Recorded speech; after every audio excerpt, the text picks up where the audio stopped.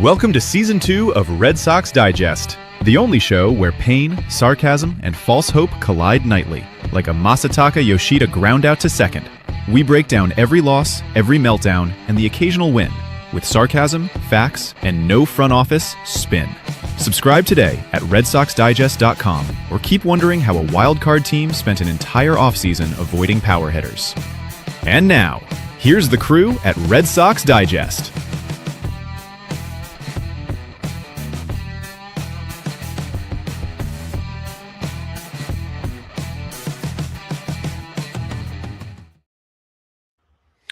Good evening, sports fans, and welcome to another edition of Red Sox Digest. I am your host tonight, Jim Delfino.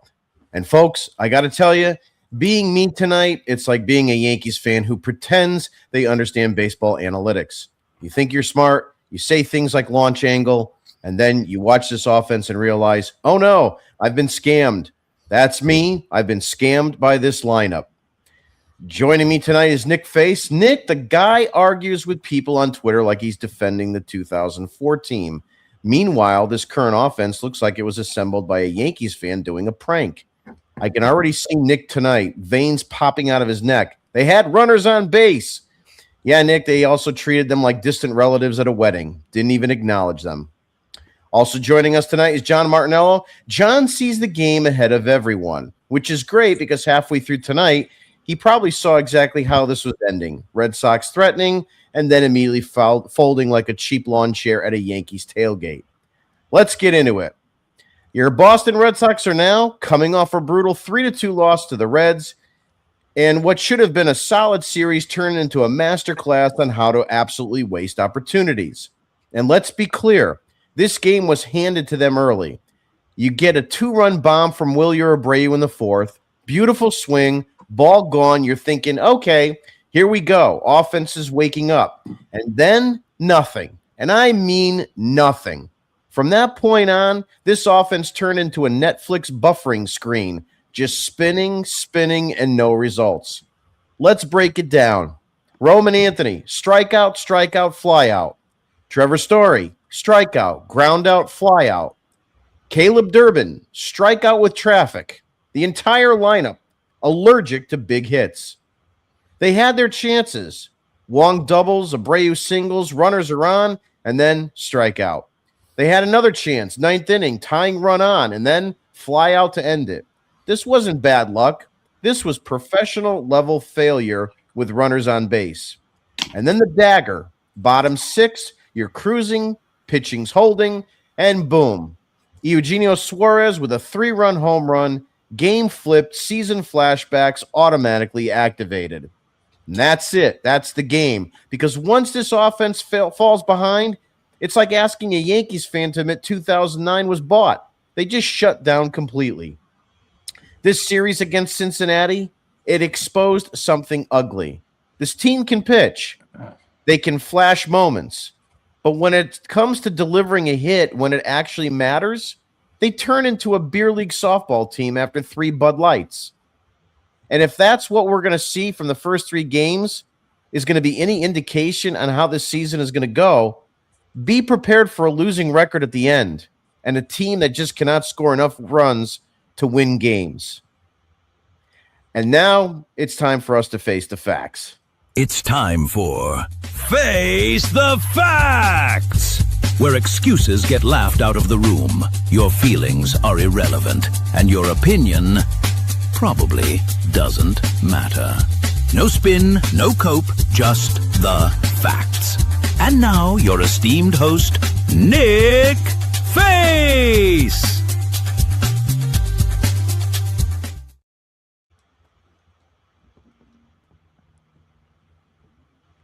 Nick, the floor is yours. Sorry, I was just writing my Christmas card and finishing that up. It's not to John Henry, I'll tell you that. Deja vu. That's what the word is tonight. And can anybody help me out on this one actually a little bit? It's 2025 still the year, right? We're in 2025? Oh, it's a continuation of 2025 if you're a Red Sox fan. But it's 2026 right now? Is that right? That is right. That is right, sir. Same shit, Different year. That's what you can sum this up as. For the losing horns, because that's what they deserve. I was in the group chat. We were going back and forth and watching the game as we usually do. And I had to take a walk because I was that infuriated after what we saw with Weissert and then Duran getting picked off of first base. And I looked myself in the mirror and I shook my head and I said, why? Why are we continuing to do what we're doing? I guess it's because we're passionate about the Red Sox. I guess it's because we care and we want to talk and we want to give you the glimmer of hope that this team is going to be something. We're 3 games in, and I can already tell you right now that this is going to be the exact same BS that we're going to see yet again, because the problem starts at the top. We don't identify the problems enough. We get all hooped up about, Roman Anthony's going to be our AL MVP. Watch out, world. Oh, we have Crochet. He's awesome. Well, you also have to assemble other players on your roster to win. This isn't the NBA where you can put Jason Tatum or a Jaylen Brown out in a court and you can win, kind of by default in a way. You have to have a team. And the team that was put together yet again this offseason was mismanaged. It has been this way for way too many years and way too long for this to continue to go on.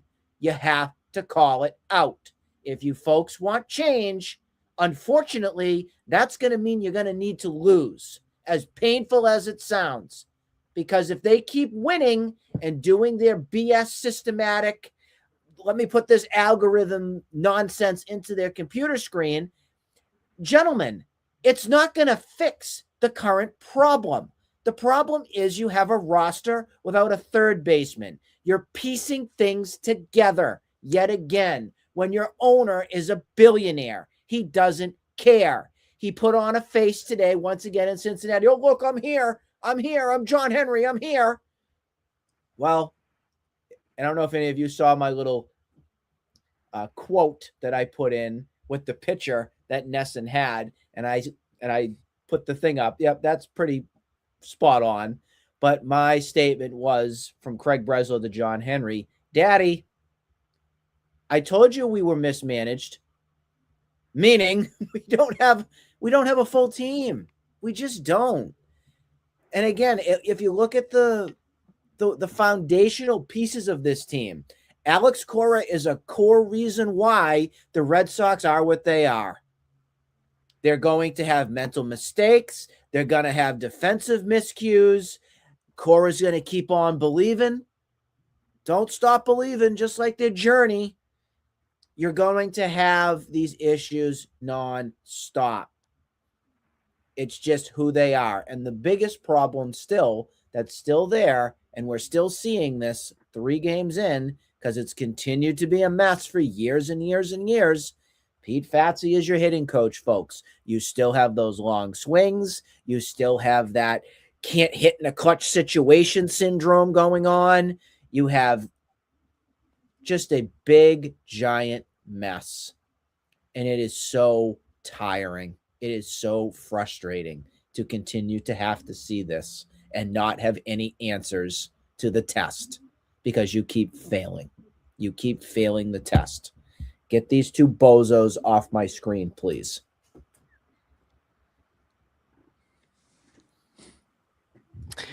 That is Face the Facts. Face the Facts is sponsored by Boston's Invisible Bat Collection. Now you see them. Actually, no, you don't. Neither did the Reds pitching staff. It's a good one. Thank you. I always aim to please. But I have to say, too, before we go to John, the real Tom Caron is actually Jim sitting in at the desk right there. So, yeah, I am in the Nesson booth tonight. I was actually able to get in. Good. I hope you fired all of them. I plan on to. And while we're at it, it's time for the Martinello Minute. And now, the part they don't want said out loud. No spreadsheets or corporate spin, just the truth, raw and impatient. This is the Martinello Minute. Is it time to panic? I say no, but it's really easy to look at the obvious holes on this roster, being the lack of power after back-to-back one-run losses. Durant gets caught stealing in the 8th. That's beyond unacceptable. Caleb Durbin looks lost at the plate. 0 for 12, 5 strikeouts for a guy that doesn't strike out to start his career in Boston. Is he an even worse Christian Arroyo? I'll just throw that out there. Saw a good tweet today on that. I ripped into him yesterday, so I'm not going to waste my time today doing that again. And another side note on Caleb Durbin, I don't think, I'm not going to give up on a guy for the whole year after one series, especially the first series of the season. It's a horrible start, and obviously I'm unimpressed by him, but to say I'm all set on him through 3 games would be a little irresponsible. Greg Weissert got burnt yesterday, on a decent sweeper to Elly De La Cruz that he hit a solo homer on, and solo home runs are going to happen to everybody. From time to time, you could live with those. But when you come into a game inheriting a runner, you walk the first guy, and then you leave a flat 92-mile-an-hour fastball in the wheelhouse of a guy that's paid to hit home runs. Can't do that. Noah Song, I'm waiting for you. Come up whenever you want to. Giovanni Moran made his Red Sox debut. He looks good. Changeup plays really well, so impressed with him. Connolly Early threw phenomenally. After the game, he said he didn't even have his best stuff today. 5 innings, 5 hits, 1 run, 2 walks, 6 strikeouts, and the run shouldn't even been on his card after the game. Good players perform when they're not at 100%, and Connolly Early passed his first test with flying colors. Unfortunately, the offense and Weissert didn't have his back. Wilyer Abreu's tweak swing, that's changed the trajectory of his career, in my opinion. And another question of his in the offseason was if he could handle left-handed pitching. Today, 2 for 2 against left-handed pitchers, including a double. And he had 2 home runs this weekend. Listen, the Red Sox last year started 1-3 in Texas. They finished with 89 wins. I said it isn't time to panic, but I could definitely point out some of the flaws and concerns that we have with this team. And the Reds aren't even a bad team. They made the playoffs last season. They made improvements in the offseason with Suarez. It's a competitive roster with one of the best managers and one that the Red Sox should have never gotten rid of in Tito. But, to finish up, the good thing about baseball is that you get the opportunity to flip the page and get right back on the field tomorrow. So on to Houston we go. Yes, we do. And tonight's Martinello Minute is brought to you by the Red Sox Runners in Scoring Position Performance Center, where runners go to be stranded indefinitely. Reservations are required, but results are not included. One of the things you mentioned about the Red Sox record, they were 1-4 to start last year, but with 89 wins, you turn half of those around, and you're in a better position in that wild card hunt. And you're not the third wild card. So I've said it a million times. I'll say it a million times more. You can't win a championship, in April, but you could lose one. And that's what worries me. Losing 2 out of 3 to the Reds, it doesn't sit well with me. It doesn't sit well with me to pace the rest of the season. I know everybody's going to say it's early, and I think you're a fool if you tell me that, because this is the Boston Red Sox. I got into it with one dumbass today who told me that laugh out loud, laughing my ass off. It's 3 games on Durbin and stuff like that. Look, the Boston Red Sox should, and in the past, have been able to field above average talent or all-star caliber talent at every position on the diamond. You shouldn't have to sacrifice with a team that is 4th in its value at roughly $9 billion. This is not a team that should field incompetent players or cast-offs from other organizations. Now, on this show, we went through all the particulars with Durbin, and it looked pretty good. But we don't know if he can handle this market. We don't know if he can handle what's going to be thrown at him here. Milwaukee, and he didn't even play in New York. Just because he was with them means nothing. So, when you get a bunch of these guys that thrive in markets that don't mean anything, your Sonny Grays, your Andrew Baileys, those are the guys in their careers that they were playing meaningless baseball. It's different here. It's always been different here. It will always be different here. And if you can't handle it, you got to get out. And I'm not really confident in Caleb Durbin anymore. 3 games, call me a whiner. I'm happy to say that. I hope I'm wrong.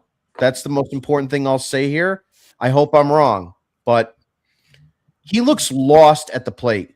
Completely, utterly lost.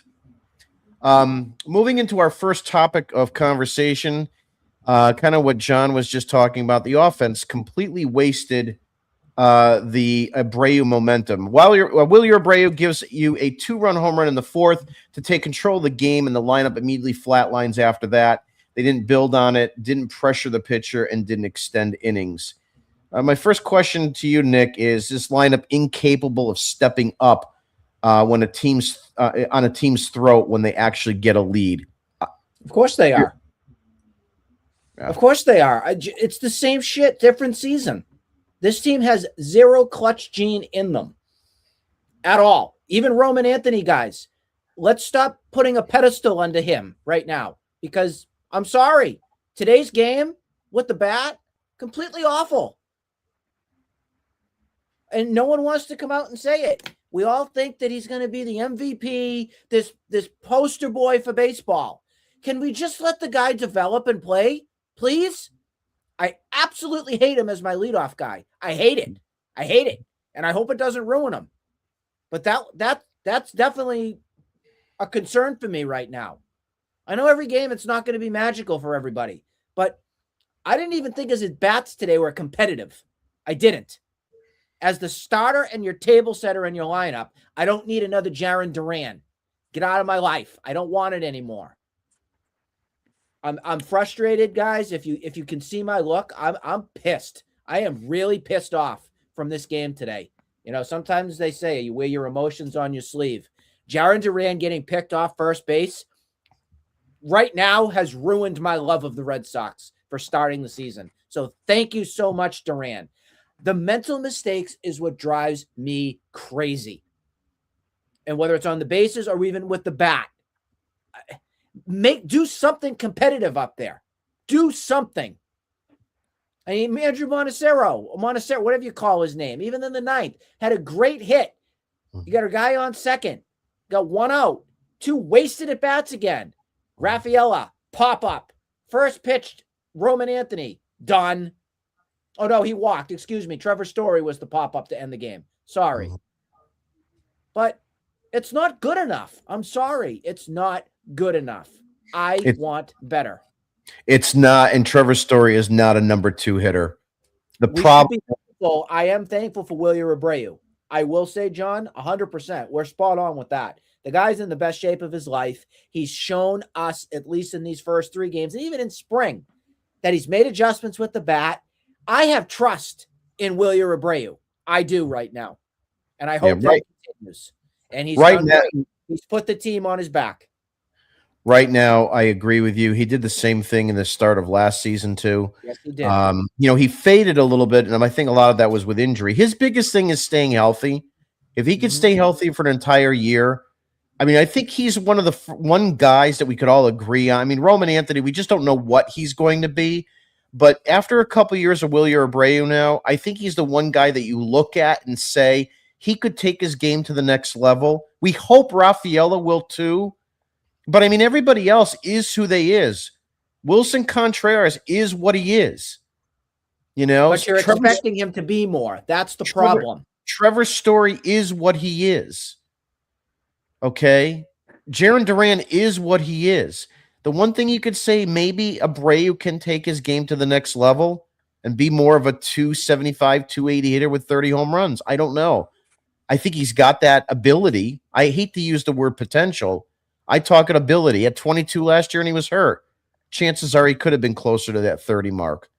But outside of that, there's very little to be really hopeful here on a nightly basis. John, your thoughts on, what I had said earlier about being able to, step on a team's throat and get a lead and maintain it.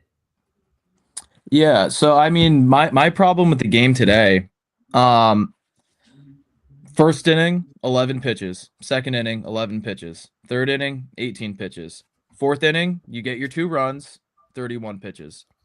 Fifth inning, 15, 19, 8, or 21, 27 in the 8th where you had another threat.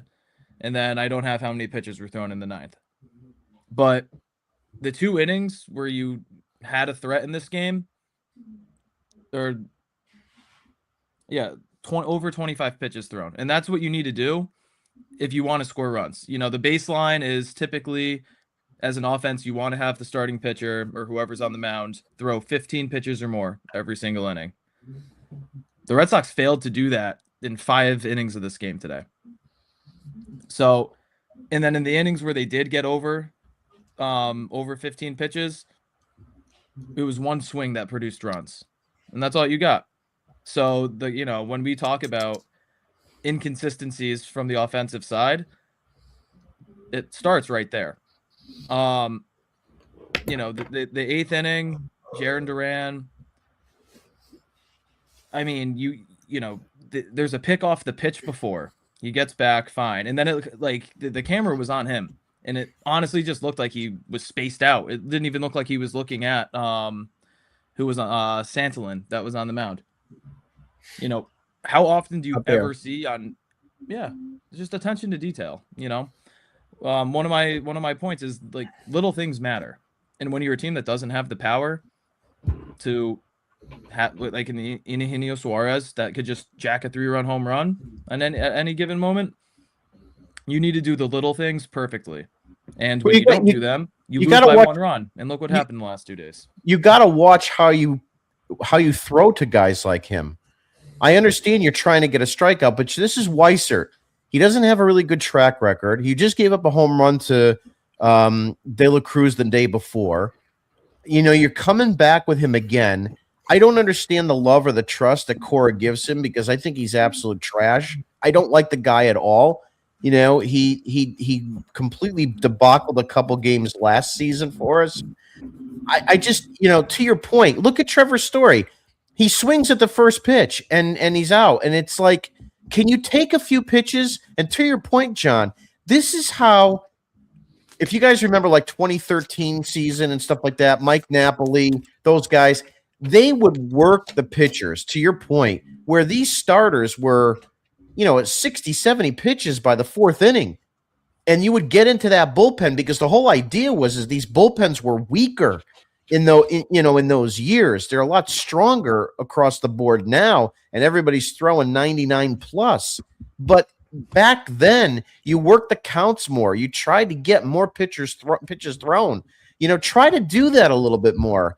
Stop going after the first pitch. I mean, Roman Anthony, I think he swung at 3 or 4 pitches, in 3 games at the first pitch. I mean, the opening game, he had a hit on the first pitch, but we're not taking any pitches, and that's what's driving me crazy.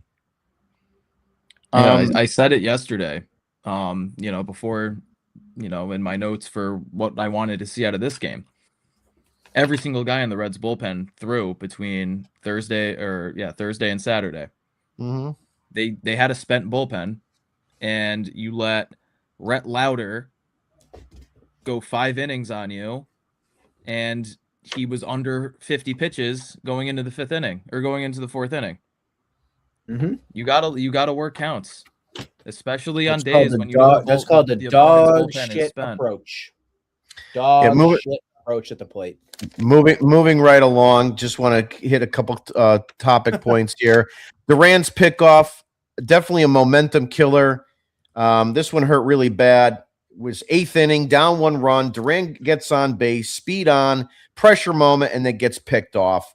Gone, really dead. This is not just a mistake. It's a low baseball IQ moment in a high leverage spot.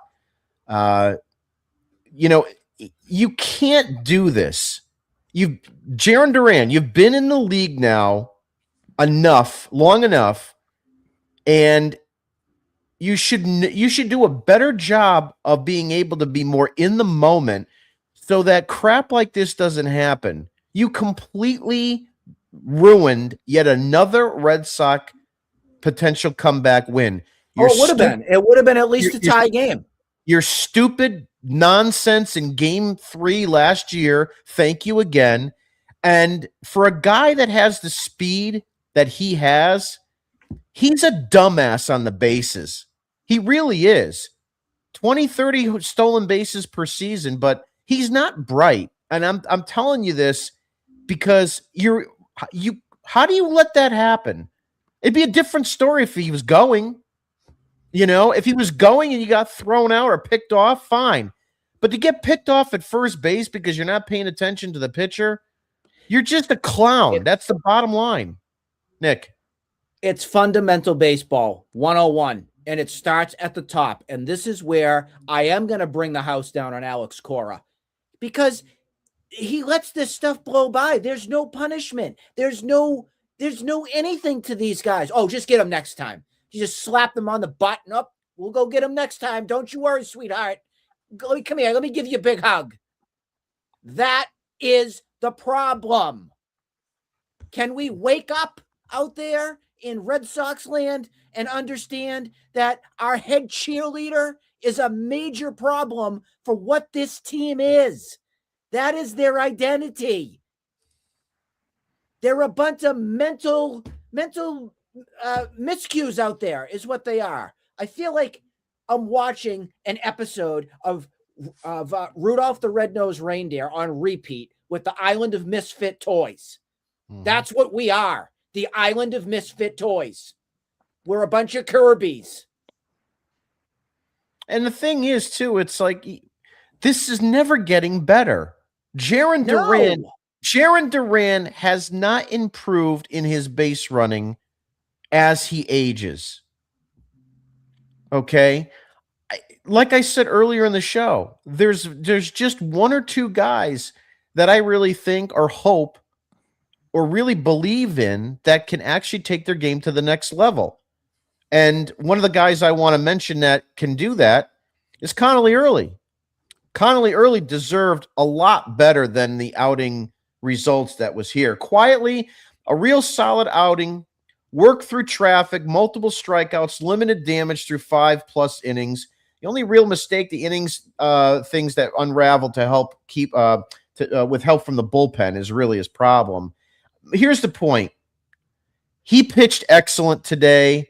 He gave you confidence that he belongs in the rotation. And I don't know what's going to happen moving forward with Bayo, Oviedo, or even Suarez. But right now, if he pitched game 2, John, you'd come out of this series winning 2 out of 3 because he would have had it would have been a different matchup. You scored 5 runs in game 2. You would have won that game even if you lost today. Your thoughts? Yeah, I mean, if you want to play hypotheticals, absolutely, but I don't know how they would have, or they went with Sonny Gray because he's a 15-year vet in Major League Baseball for the second game. Big deal. Yeah, I agree. I agree with you. But one thing that plays a role on this team very evidently is how much money guys are making. And that plays a role in where they are on the field. So you're paying him $20 million. He gets game 2. And Connolly Early, I don't think any of us before, on our preview show had any complaints about specifically Early throwing in game 3. And the opportunities were there to have more than 2 runs today. Red Sox were 0 for 7 with runners in scoring position. So they obviously had their chances. And going back to the Duran thing, I mean, there's your third run right there if he's just paying attention. Yeah. So I want to switch gears a little bit and talk about the series coming up. So sorry about that interference there. ESPN always is a pain in the neck with their videos, but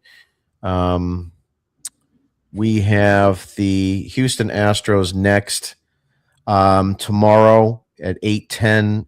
Ranger Suarez against Lance McCullers Jr. On Tuesday, the 31st, 8:10 start, we have Brian Bayo, and he will oppose Hunter Brown. And then finally, Wednesday is a getaway game. It's at 2:10, Garrett Crochet, and he's going to be opposed by Mike Burrows. So, Nick, I'll start with you. Game one, Lance McCullers. How do you see this series going in full? Houston, Houston, Houston. I'll keep it short. Houston, Houston, Houston. Yeah, gotcha. John, how do you see this series playing out in Houston? I got the Sox taking 1 out of 3. Game one with Suarez and Lance McCullers. Suarez is probably going to be on some sort of pitch count, I'd assume. So if he doesn't go too deep, maybe we see Oviedo come in for a long relief spot. Suarez has thrown against the Astros twice in his career. He's got a 5.91 ERA. The first time against them, he gave up 7 runs, and that was in 2022. And then his last time out against the Astros was in June of last year, and he threw 7 2/3 innings, 4 hits, 2 walks, 7 strikeouts, 1 run. The one problem I have, which is probably going to determine at least one of the games in the series, is Jordan Alvarez, who every pitcher that the Red Sox have in this series, Suarez tomorrow, Bayo on Tuesday, Crochet on Wednesday, he's got phenomenal numbers against all 3 of these guys. So if the Red Sox have any chance of winning the series, intentionally walk Jordan Alvarez every single time he comes up to the plate. Bayo has decent numbers against the Astros. He gives up a lot of hits to them, but throughout his entire career, he's 2-0 against them, or he's 1-1 against them with a 2.19 ERA. And again, the only guy that's tapped him up a ton has been Jordan Alvarez. So that one, hopefully you get a win. I think a loss, though. They're facing Hunter Brown in that game, and the Red Sox have never touched him in his limited games against the Red Sox. And then game 3 is the one where I think the Red Sox have a good chance of winning for 2 reasons. One, Garrett Crochet. And if they're on a 4-game losing streak, it's exactly what happened last year. Garrett Crochet comes in. He does his job. I picked him to win the Cy Young this year. He's going to do what he does. And then the opposing pitcher in that game is Mike Burrows. That's a Connecticut guy. I'm 1 for 3 in my life against him in high school baseball. So if the Red Sox can't touch him, get me on the fucking roster. Yeah, I think Nick, go ahead. So back to my Houston, Houston, Houston comment. The reason I kept it short, and I wanted to give people a reason. I just don't want to just throw that out for no contents or context. Excuse me. I can't speak tonight. I challenge the Red Sox right now. I challenge them. I challenge them to show me they can hit with runners in scoring position. Until you do that, I am not going to sit here and give you a win the rest of the season in this seat. I challenge you. Show me. You don't like how I'm going to tell you that you're going to lose every game? Fine. Do something about it. Because I'm sick of it. I just am. I'm sick of it. Even a Crochet start. I can't sit here and give you fans confidence because Crochet could pitch a gem. He could throw 6 innings of no hit ball, no run scored, and then our lifeless lineup does shit. That's our struggle, guys. I have a little checklist thing going here, by the way, too, that I am keeping very handy at my desk.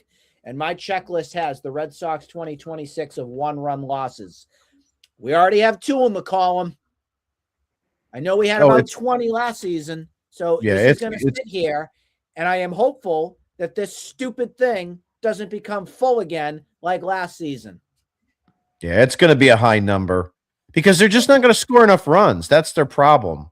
This was the thought process going into this beginning of this season, that they didn't do enough offensively, to be able to overcome poor pitching.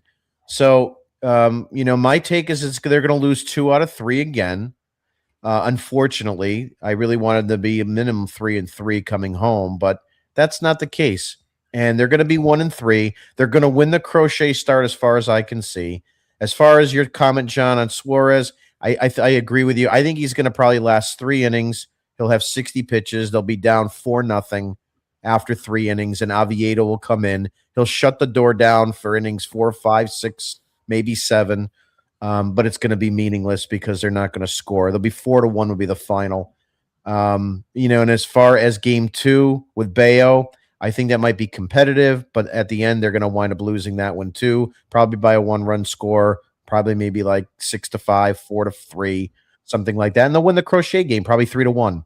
So that's how it's going to pull out. You can almost bet on this like it's 22, 23, 24, and 25 all over again.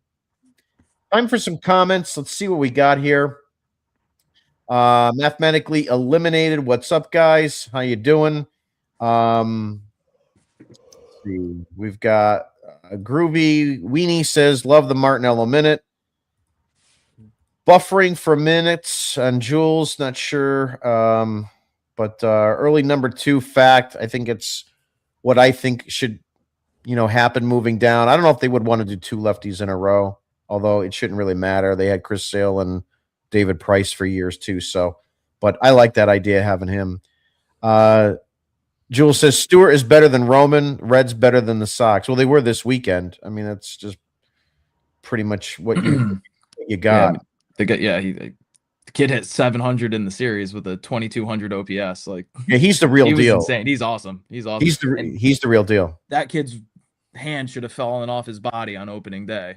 Yep. With that Roman line drive that he took. So I'm happy for him. I think he's great. And him and Roman Anthony played together growing up. Yeah, he's the real deal. If anybody doesn't really know much about him, look him up because he's going to be a perennial all-star. Weiser can't be used with runners on. He can't be used at all. Okay? Unless you're down 6 runs, I really don't want to see the guy. Jules also writes, last place feels right. That's exactly where they are now. 3 games into the season, and we're cellar dwellers like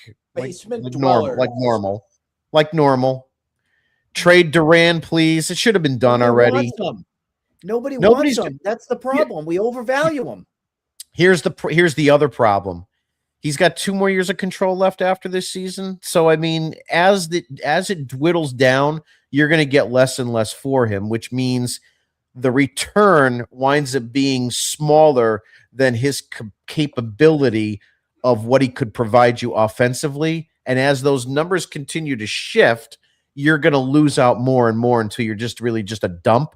At that point, they're not going to dump him. They'll let him play out his Red Sox career, and then he'll go as a free agent, and God knows if he'll get a major league deal. Mayer blew the challenge at the wrong time. I don't want Mayer. Here's the other thing, too. We talked about this last night. I have a little bit of a difficulty. The teams in general, but let's talk just about the Red Sox for now. They've got to, Cora and management have to really look hard at who can and cannot challenge calls on this roster and on this in this lineup. Some people have to have green lights. Some people cannot have green lights, especially when you're going to have the bottom of the order coming up, like Wong, and your Rafaela's after him, or Meyer, and it's like you're challenging a call. It better be in the fucking dirt if you're challenging it and it was called a strike, because other than that, I don't want to waste a challenge on the jack crap of my lineup.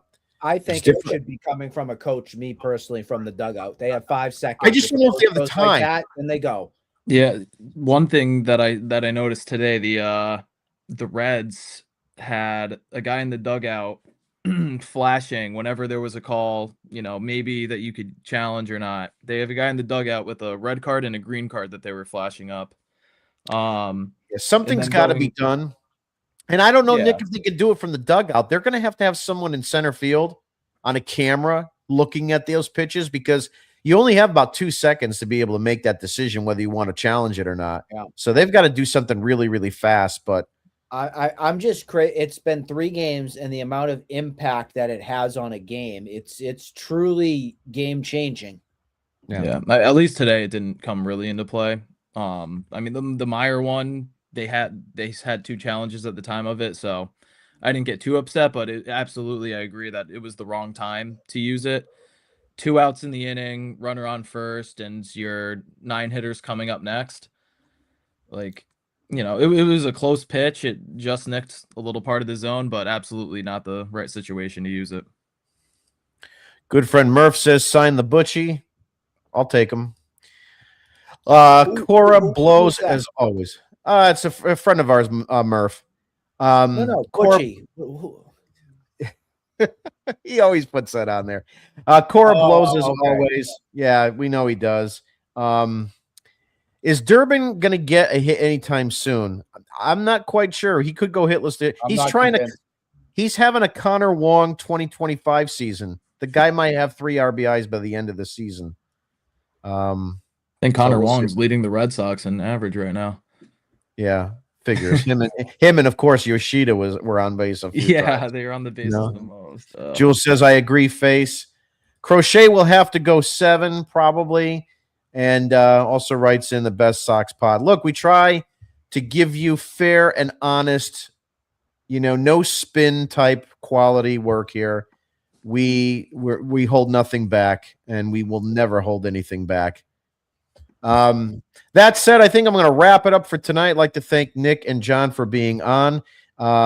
If you haven't already subscribed to our channel or our website, go to redsoxdigest.com and sign up, and you can get a subscription digital newsletter for the every game that is played. We'll have an article the next day about it. And then, of course, our podcast is on there, as well as Spotify, Apple.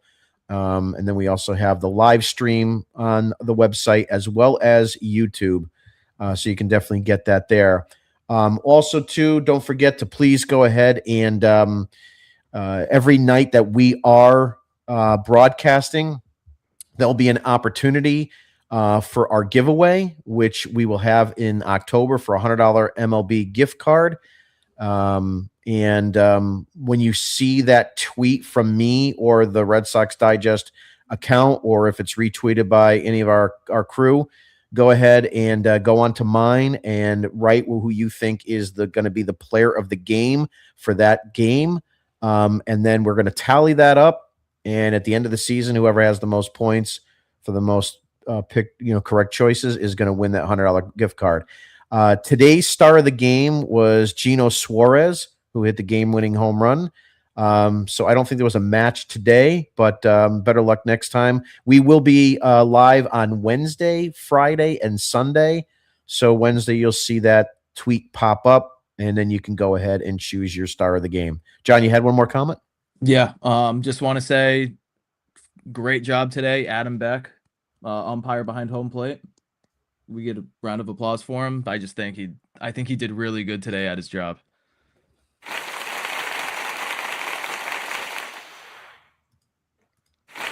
Oh, and Cooper Criswell in the 7th inning blew a no-hitter. I always like Criswell. I'm sorry he didn't get more opportunities here in Boston. They treated him like he was a bum. That He needed 2 homes. He needed a home in Worcester, and he needed a home in Boston. He was back and forth every week. Yeah, exactly. Kevin Youkilis used to do that trip from Pawtucket all the time, too. He was Lou Merlone was a big-time trip back and forth guy, too. Yep. So was Manny, but they'd make him come back to Boston. He didn't want to go. That's going to do it for tonight. We will see you on Wednesday. Have a good night, everybody, and have a good week ahead. And I'd say go Red Sox, but I'm not even sure. Peace. Go Wusa.